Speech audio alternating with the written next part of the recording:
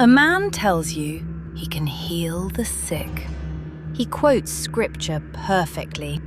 His followers pray, fast, and seem more devoted than anyone you've ever met. Then one day, he tells you he is God. It sounds unbelievable. But in Malaysia, thousands believed him. And that's only one of several cults that managed to hide behind religion. Tonight, we're talking about the real stories behind the drama Bidaah and some disturbing cults that inspired it. Welcome to the podcast You Can't Unhear.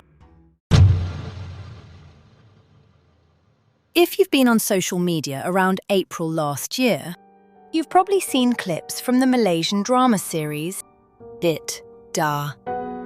The series follows a charismatic religious leader named Walid, whose public image is one of wisdom and piety. Behind closed doors, however, he manipulates his followers, abuses his authority, and convinces people that obeying him is the same as obeying God. Some praised the show for exposing religious exploitation. Others criticized it for being offensive. But according to creator Irma Fatima, the story wasn't invented from thin air.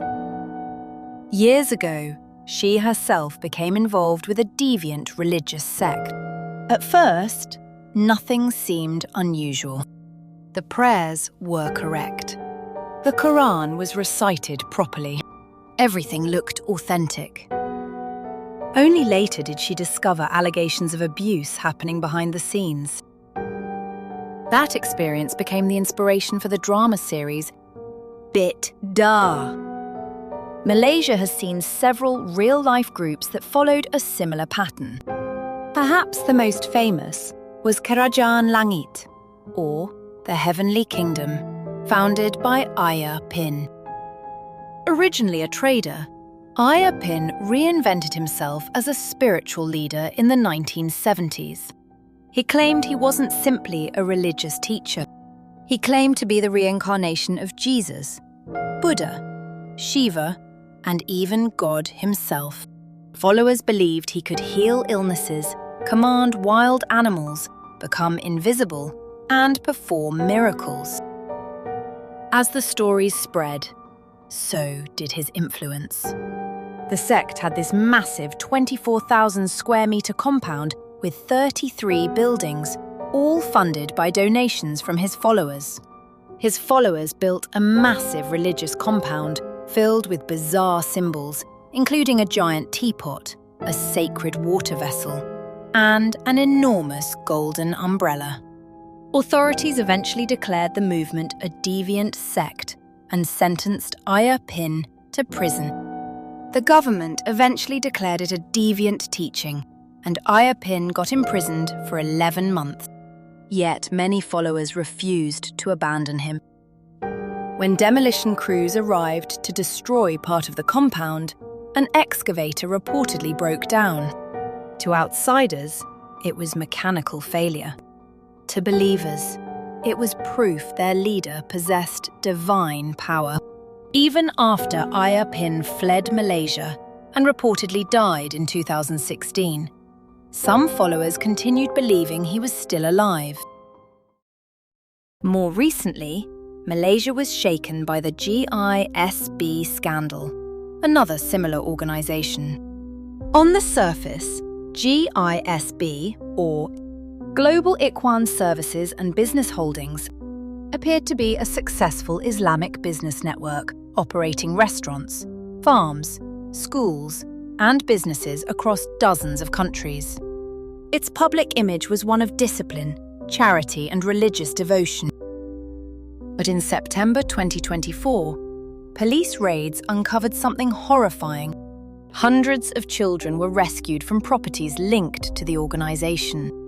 Investigators reported widespread physical abuse, psychological manipulation, and allegations of sexual violence. Many of the children had spent years inside the system.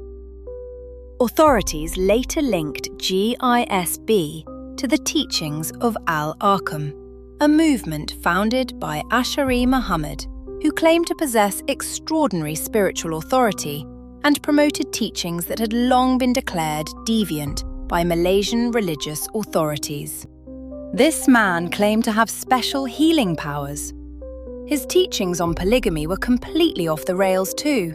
He said men could marry up to 4 wives with no conditions whatsoever, just trade them in and out like cars. Ash'ari himself had 5 wives, but divorced 1 to keep it at 4, and ended up with 40 children total. Many of his followers couldn't afford to raise all their kids, so they just dumped them in these foster homes, where they were supposed to be educated to become the next generation of Al-Arqam followers. Looking at these cases, a disturbing pattern begins to emerge. They rarely begin with outrageous claims. Instead, they begin with trust. A respected teacher, a close-knit community, correct prayers, familiar scripture.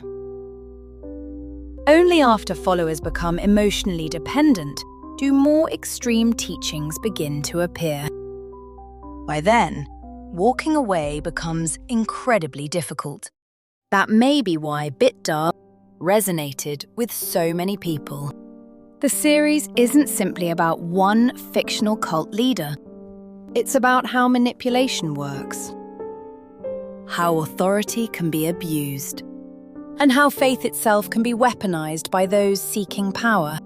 Because sometimes, the most dangerous people don't ask you to abandon your beliefs. They simply convince you that following them is the only way to keep those beliefs alive. And that's exactly what makes stories like these so terrifying.